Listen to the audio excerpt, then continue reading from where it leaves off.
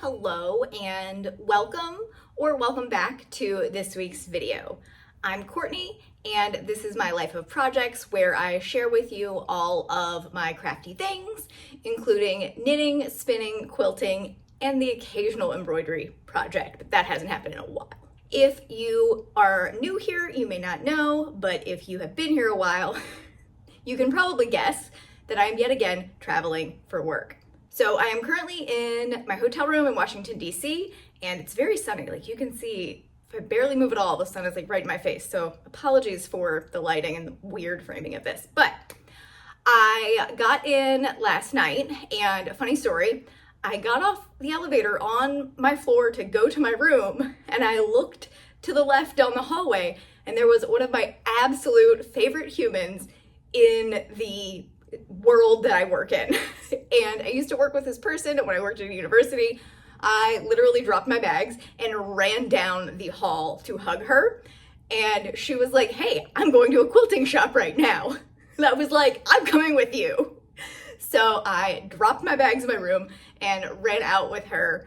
I actually had looked up this exact same quilt shop before I got into town because I hadn't been to it before, and I was debating because it is not in DC proper, it's in Maryland, and I wasn't sure if I wanted to go or would have the time.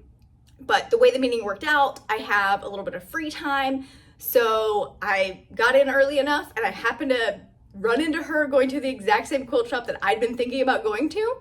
And so we went together. She waited on me in the lobby while I threw my stuff in my room, and we headed over to the quilt shop. So the quilt shop that she was going to was So Creative Lounge, which is in Maryland, just across the border from DC, and they specialize in African print fabrics. I'd never been to this quilt shop before, and she hadn't either, so we were both really excited to go, and it was a very, very cool shop. So I have some footage from the shop. I asked the folks that were working there if it was okay, and they said yes, so I'll definitely have them linked down in the description box. They do a ton of things. They have so many classes. They were actually getting ready to do one that night when we got there, and they told us about an upcoming event that they have, a virtual quilt show, kind of like Quilt Con, but it's one that they're putting on. So that sounded really cool. I might have to try to check that out.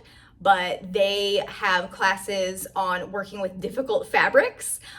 They've had ones on working with knits, and I think she also mentioned tulle and chiffon, things that like I'm terrified of. So it was really cool to see that they have such a wide range of not only fabrics in the shop, but also offerings that they have. They also had a ton of prepackaged project bags, I don't know what you would call that. They have all the fabric, the pattern, and everything you need to make the project. Kits. I'm gonna coffee it today. Probably should. They had a lot of kits. They had kits for dresses. I think I saw an apron. There were several bag kits and obviously quilt kits as well. I ended up picking up a couple fat quarters, and I have a plan that I think I'm gonna make something for my friend that I went with out of. So we'll see. That's a future project. I still haven't made that baby quilt that I need to make. We'll get there. But I grabbed some fat quarters that were black and white because I like very low volume neutrals. That's just more me. And what I think I want to do with these is make a wall hanging. I'm gonna cross my fingers that my friend is not watching this video, but my plan is I'm gonna make matching wall hangings, one that she can put either in her home or her office, and one that I can have in my quilt room. It would be really fun to have matching wall hangings because we used to live close together. We used to go to the same quilt guild, and we went to our very first quilt con together. So I just love this human so much. So I think it would be fun if we had a little matching quilt hanging in our spaces. So that's the plan for those fabrics. We'll see when I get to that project. But right now, because the air conditioner is kicking on, that's fine. Sorry about that. I'm going to head over to grab a coffee with a coworker, and then later this week, today at some point, I'm going to head to Looped Yarn Works, which is a yarn store here in DC. It's one of my favorites. I go to it every single year because they have an awesome selection, and they also carry those knitters handbags that I am obsessed with. And last year I found one in their sale rack, so at least have to go check it out. So let's go get me some coffee and get away from the air conditioner noise.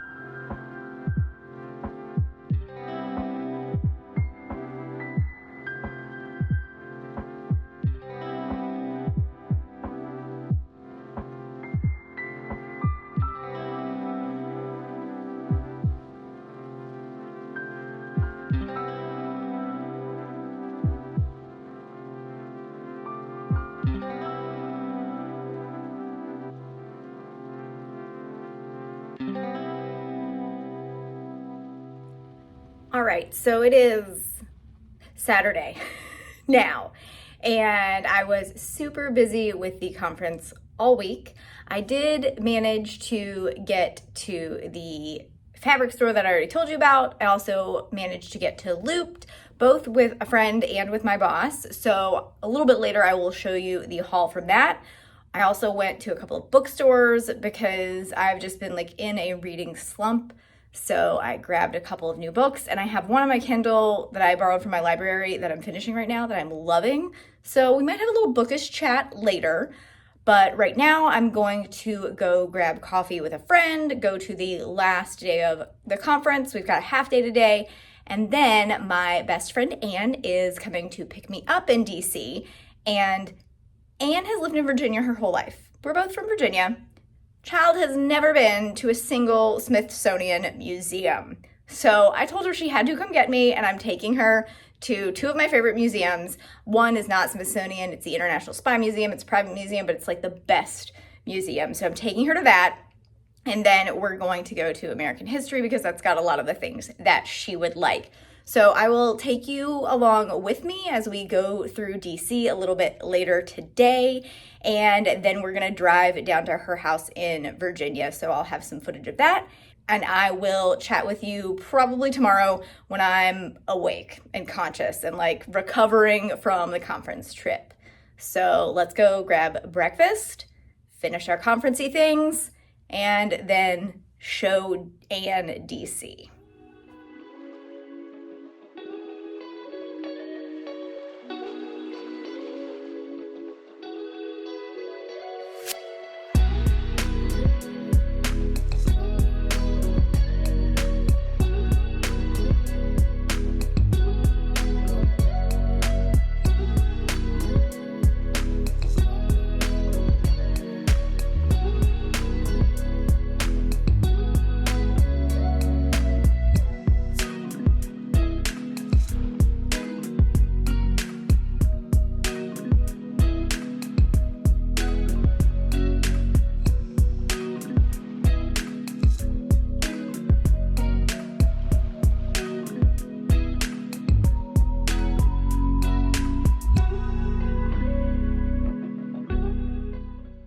After we got done at the International Spy Museum, we walked through the sculpture garden, and we also ended up going to the Natural History Museum. We hadn't planned on that, but since Anna's a scientist, she really enjoyed that museum, so we stopped in there really quickly before we headed over to the American History Museum.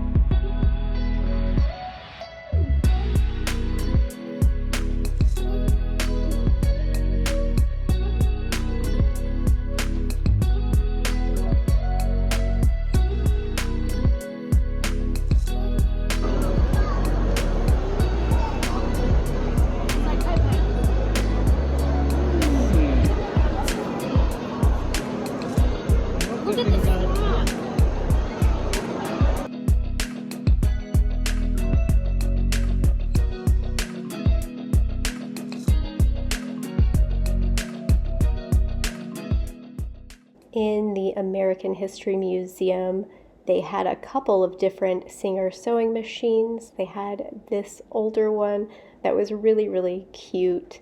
And they also had this quilt on display from the 1930s. And I'm pretty sure it was all hand quilted. You know, I couldn't see that close and it didn't say on the information placard, but it was a really gorgeous quilt. So I was happy to get to see some quilty things in the museum as well.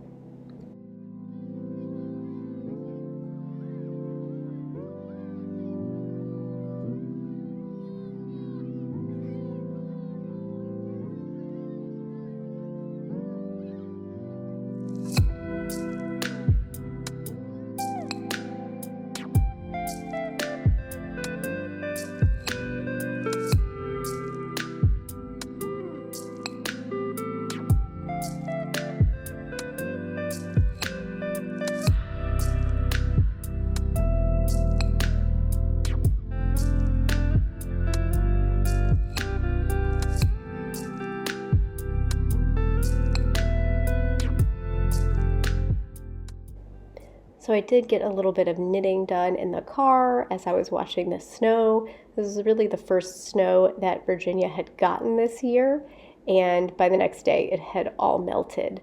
But it was still really pretty chilly and extremely windy, so when we were out walking the dog, Anne was wearing the lotus flower beanie that I knit for her earlier this year.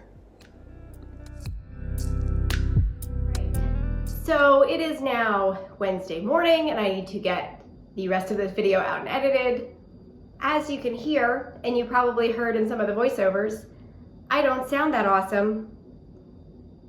Because everything is blooming here, my allergies have decided to make an appearance. So I have some lovely hot water with lemon, and I'm going to give you an overview of the things that I bought on my trip to DC, and my apologies for how this sounds. So when I was at Looped, I picked up 2 skeins of yarn. I, again, went for sock yarn. Both of these have that kind of bouncy 2-ply twist that I really, really love. This first one is from Crafty, which is out of Chester, Pennsylvania. This is a new brand to me, so I'm excited to use this.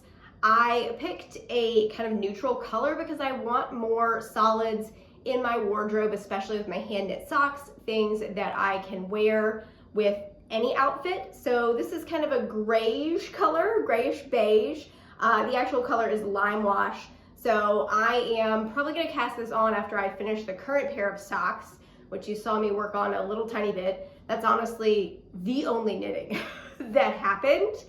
Because between the conference and running around with Anne and then getting sick, we haven't done a lot, is what it is. The other yarn I got was from La Bien Amie. My French is terrible. Maybe the sinus infection's helping my accent, probably not. Don't tell me, I don't wanna know. But this is a brand out of Paris. So again, this is another one that's new to me. I got it in the color Street Art because again, it's kind of the neutral with a few pops of color that I thought would make a really nice neutral pair of socks. So I'm excited about this. And then I also grabbed a looped t-shirt because as many times as I've been there, I don't own any of their merch. So I thought I should grab a t-shirt. So I have that as well. And then as you also saw, I actually went to 3 bookshops on this trip. I went to Solid State in DC, and I also went to Kramer's, which is another really popular bookshop in DC. It's actually just down the street from Looped. So that's a really good one to hit up if you like both yarn and books. I just wanted to mention 2 of the books I got. One of them is the one that I was reading on my Kindle that I was absolutely loving, which is Ready Player One. And this actually came out in 2012, 2011, I think. So it's been around for over 10 years, but that's fine. I'm just now getting around to reading it because I didn't think I would like this book. I am not a gamer. I've only ever owned 1 game console. It's just not my jam. But I was born in the 80s, so all of the 80s references in this book were absolutely amazing. So I had to buy a physical copy because I loved the one that I borrowed on my Kindle from my library so much. So I actually got 2. I'm making Anne read this because she is also an 80s kid and she was much more of a gamer. She has like every Nintendo system ever and loves all of that culture. So I knew that she would love this book. So I'm hoping she'll read it sometime soon. But if you enjoy either gaming or 80s or both, highly recommend this book. It's a little bit dystopian. The main character is a high school aged kid, and there was a famous game creator who made this basically second world, some virtual reality world called the Oasis. And when he died, he left his fortune hidden in an Easter egg in the game, and no one's been able to find it. And there's an evil corporation that's trying to find it to take over the game and turn it into something that wasn't the original creator's vision.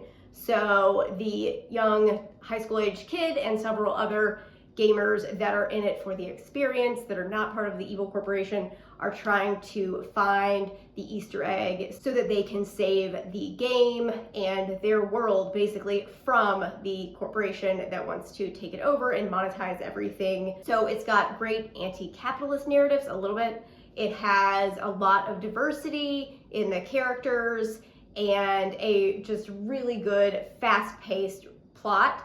So I'm really surprised that I liked this. My spouse read it, and so I didn't think I would enjoy it because we don't usually like the same books, but this is exactly what I needed right now, and I'm really sad that it's over. There is a second book, but I've seen kind of mixed reviews, so I'm not picking that up yet. Then I also wanted to share with you the other book that I grabbed, which was Horror Store by Grady Hendrix. This is set in a fake version of IKEA, and it's a somewhat haunted house. To me, it was a little more zombie feeling vibes, but it's a really good, really quick read. But the illustrations in it, let's see if I can find one. There are very IKEA looking illustrations, and I love IKEA, so it made me laugh. So even the advertisements and things that are in the book were enjoyable, and it was a very quick and fun read while I was feeling under the weather. So I thought I would share those books with you since I did have some clips of going to the bookstore, and usually anytime I'm in a different city, I'm going to a bookstore as well as a yarn or fabric store if they have those. So let me know in the comments if you want to see more bookish things, if you want more book reviews and to hear about what I'm reading while I'm crafting, because usually if I'm not doing a lot of crafting, I'm doing reading. And if I'm not reading a whole lot, I'm doing more crafting. So those are like my 2 main hobbies. So that would give me a little bit more content for you all. So definitely leave me a comment and let me know if you want to see more bookish things. I didn't really do an in-depth review or synopsis of either one of those books, just because I don't know if that's something you would like. So let me know, and I could definitely add more of that in to these vlogs. So I'd love to hear from you in the comments on that. But that's it for this week's vlog. I hope you enjoyed seeing my quick trip through DC in between my conference sessions. And again, apologies for the allergies and everything else that's going on right now. But I am hoping to be better by next week, and I will be back with another video for you. So have a great week.